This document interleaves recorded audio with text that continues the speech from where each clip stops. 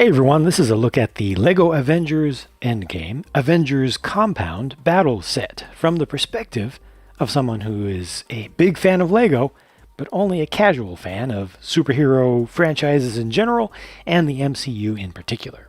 Crucially, this is the set that comes with Thanos this season, and it is an updated Thanos compared to the one that we got for the Infinity War series. He has the gray suit and some updated printing as well. I think the printing on this looks really good for a big fig in general. Just the level of quality is very nice and consistent. There's great opacity to that gold color that's printed on there, that nice metallic gold. You know, it just covers up everything beneath, and the lines are nice and fine and thin. I think that it makes more sense for Endgame to have a helmeted version, helmet on version of him. You kind of missed the train for a helmet off version, which would have made more sense for Infinity War. He does come with an Infinity Gauntlet here, but he only has 2 stones. And they are the Time Stone and the Power Stone. That may be a minor spoiler, but I mean this is a modern Western story, so we had to assume that it was going to end with the good guys winning, which meant that they would need to take power away from the Infinity Gauntlet, if not remove the Infinity Gauntlet from him entirely, because the Gauntlet itself makes him relatively invincible. So I think it's fine to have not all the stones here, but it's unfortunate that people who get these sets today, or get this set today, won't be able to get the other colors, because all the other colors, all the other stones, all the other gems were only made in the Infinity War sets, which are now being discontinued. He comes with this hammer, which is able to rotate at the head, interestingly. Otherwise, it's just a traditional big fig with the ability to swing the arms up and down a bit. And this one does have some limitation because of the shoulder armor. You can rotate the hands, and that's just the limit of it. Oh, he also comes with a regular hand, so you can have the play experience of, stealing the Infinity Gauntlet from him, or have him go through and capture it and put it on. Hulk here is an even more just quintessential LEGO Big Fig, and this one does have the ability to raise the arms fully up with nothing in the way. I think this looks fine for what it is. I think this is one of the more appropriate uses of the simplified Big Fig design that LEGO has ever done. It just works for Hulk in general. The toes not existing is a little bit weird. Probably weirder here than it was on Thanos. The printing is good. It's pretty straightforward as a figure. The slight smirk or smile suggests that this may actually be Professor Hulk, rather than the full raging monster side Hulk. That'll be interesting to see, but he doesn't have his full suit on, just the leggings, if you will. But again, that's just it. Arms go up and down, hands rotate. On to the next thing. Captain Marvel gets outfitted with all of these blast and splat and flame pieces to represent all the plasma coming out, which looks really nice. It's nicely done to actually put that on a stand. It's a little bit front heavy like this. It's easy for her to fall forward, but she will stand up as long as you don't have her on an inclined surface, and as long as you don't move things around too much. So I think that's a pretty cool look for an action pose. Getting up closer, I feel like this face is really not a good depiction of the MCU version of her. It doesn't seem particularly appropriate as a choice. I think the torso print looks very nice. It's a shame that there is no other print other than on the torso and the face, of course. Would have been nice to get something on the arms, or at least on the legs. But the print that is there is good. This other face is much more appropriate, I think. That was a good one to have, but I feel like they should have had a face similar to this, or maybe even a little bit more serious, a little bit more stern, and then something really angry. Iron Man here is updated with more gold, so he has the gold arms, gives him a little bit more classic feel overall, but the basic design for the print there is derived from the Mark 50 version from Infinity War. I don't know if this is going to be a follow-on to that, or just an evolution of that, or if it's an entirely new suit. But I think this looks pretty good. Would have been nice to get some printing on the arms here again, but I do really like having this balance of gold and red on an Iron Man in general. You know, the red dominant ones were fine and all, but this is kind of what you want to see, I think, long term from an Iron Man. One thing that is definitely off here that's noticeable to me is just how different the gold is, the color of the gold, which is actually printed over silver on the legs compared to the pearl gold color that's used for the arms. The face there is fine, and this is the same as the last one, has the alternate face that shows the color of the heads-up display reflecting back on him or looking through it. It's just a little bit pale there, a little bit white. I wish that they could have gotten a little bit more blue into that, but otherwise a pretty good figure. And these power blasts are great. You don't have to use them if you don't want. And I've got just a couple little cylinders down below to use to, you know, represent the thruster exhaust. Nebula looks pretty good, but this is one of the characters that's just using the Quantum Realm suit, and they've used the exact same Quantum Realm suit on most of the heroes throughout this entire wave of sets. I think the prints there look pretty good. That metallic silver has a nice shine to it, and it's applied in nice places, but this does get old pretty quickly when you see lots and lots of these figures that have identical appearances except for the head. Fortunately, the head is very distinctive, and yet it's not jarring with its contrast. Check out the tiny little nano figure version of Ant-Man. I love nano figures, and to me it's a real treat to get one that is, or to get another one that is printed up and character specific. And here obviously he has the full Quantum Realm suit on as well, and the print for that head is especially good. There's no print around the back except for just continuing the silver for the helmet. But again, I personally just really like getting these things at all. Lastly, the set comes with one Outrider, and LEGO officially refers to the 6-armed variants as generals. So it's got the 4 arms on the back, which can be spread apart a bit to make it look maybe a little bit more intimidating. Maybe not. I don't know, probably something in between works best for that. I like the printing for the Outriders on the front and on the back. These are very massable, but again, we only get one in this set. Without dissecting the build of the compound structure itself, I like this. I like its layout.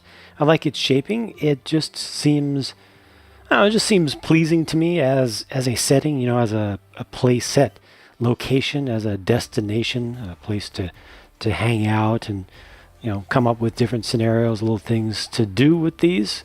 Yeah, you know, it's got the garage there, it's got the helipad, and then it has a couple of rooms that can be used on the inside, and probably a lot of play will be on the outside, on the helipad, out front, between the two buildings here. But I do think that it looks pretty nice, even though it's open around the back as usual, but that's to allow easy play without adding the tremendous additional expense of completed walls. I think it's a fine compromise overall. Inside there's a little computer terminal on a pedestal, and that has a simple but nice build with a book cover that's used for the screen, and it just has a single sticker on it. There's a little kind of holding cell, little area for the Infinity Gauntlet, which is under maximum security with the laser bars on both sides. Us huge figures can get in there by bringing this down, just one set of the laser bars, but it's still difficult to get your fingers really in there to grab the thing. So that's why they have this little cheater bar outside to allow you to just pull it out. But it's also kind of a convenient thing for Thanos to come along and be like, excuse me, mine, thank you very much, I'll just take this. Upstairs is just a conference room with a large round table with seating for 3 minifigures around it, and you can also put a nano figure anywhere you want, so Ant-Man can have a say at whatever is being discussed here. And there's also a sticker on the wall in the back, and that's showing some information about positions, and it looks like there's an alert in there showing that you're being invaded by an Outrider. The roof has some small details, and there's also this defense turret, which has a couple of spring-loaded shooters, and that can rotate all around 360 and also angle up and down and shoot across the room accidentally. Between the main structure and the garage and helipad is a catwalk, which is fortunately wide enough for figures to actually walk on sideways. And in between those is this rotating door, which almost looks like an airlock sort of setup, something that would be secured and sealed. But you could also imagine this being a transport system, just a local transport system like a tube elevator. But you have to use your imagination for that because it's just here. They have no other destination for it.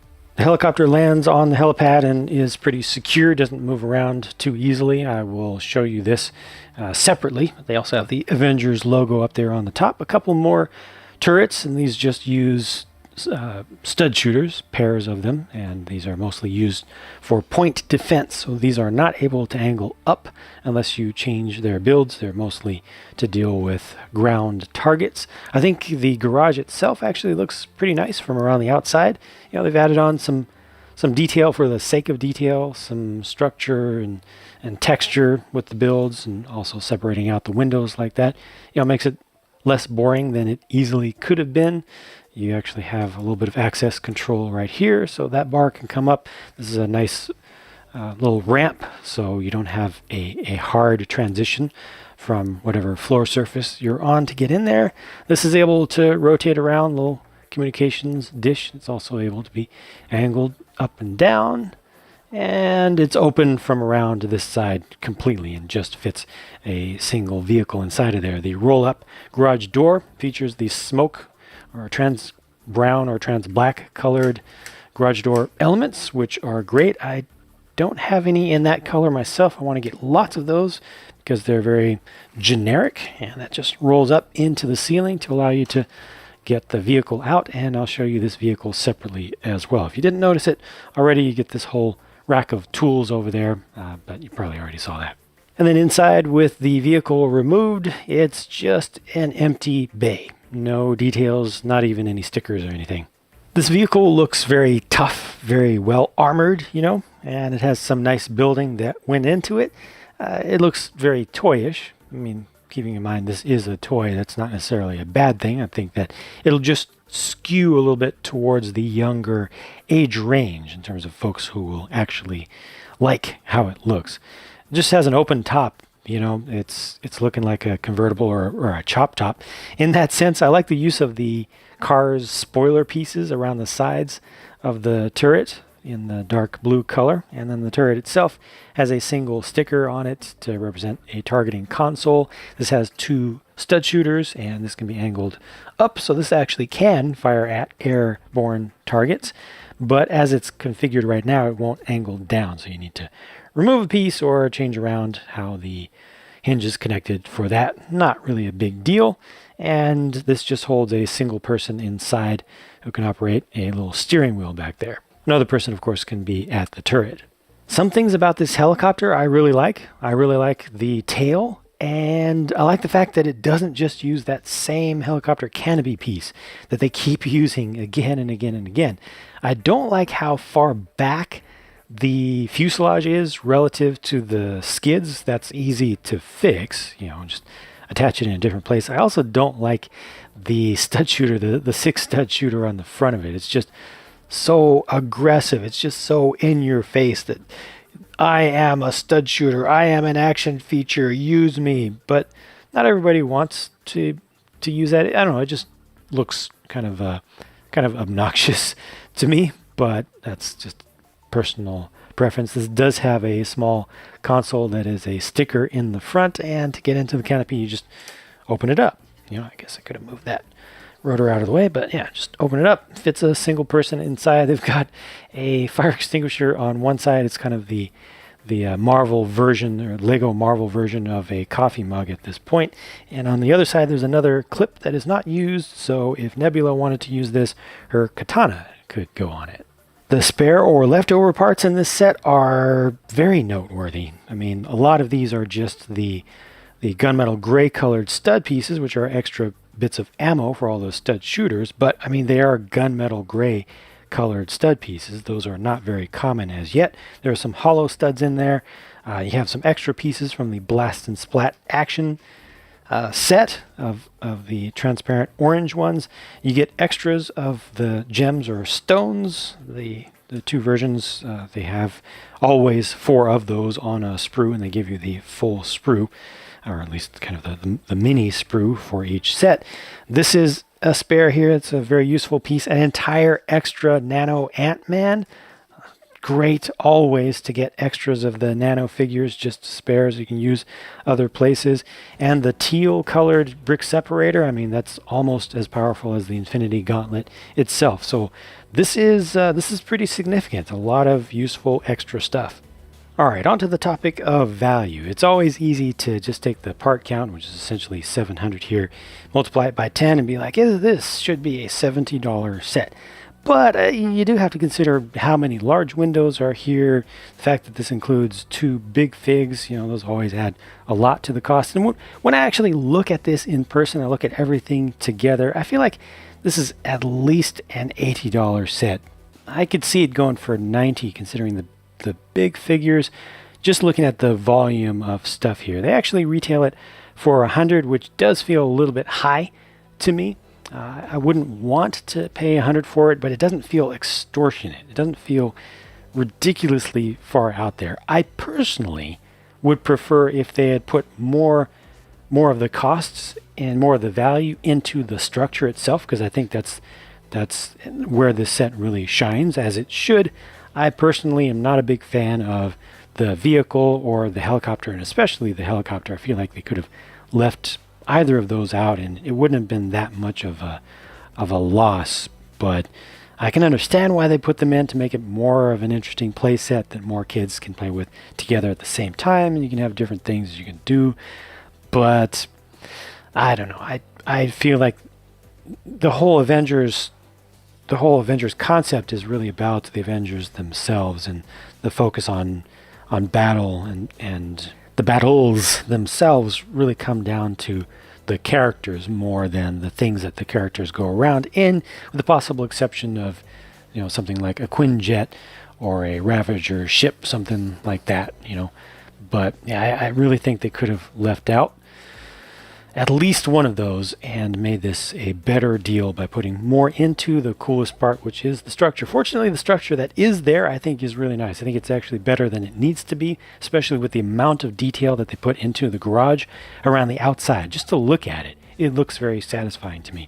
The main part of the compound over here is a little bit lacking because there's not a whole lot that you can do here. It's mostly kind of the interpersonal interactions with figures that you cover here, beyond just the protection of the gauntlet that would go on down below. I think that one more room would have been great, to have a control room for all of the turrets, or just a general comms room where you'd have more of this kind of stuff, more panels up that you can look into, and come up with your own stories of detecting enemies and coming up with plans of attack and stuff like that. Overall, a pretty satisfying set, and I think that if I was actually a kid in the target age range of this set, I would feel even more satisfied about it than I do. Instead, though, as an adult who understands the value of money, I do feel like this is a little bit overpriced and would like to see it down at least 10%. 15 would be better, 20 would be awesome. But that's it for my look at this. Hope you enjoyed this, and if you want to see how everything gets built together, check out my build video over on my build channel, which I will link to on screen right now. Catch you later.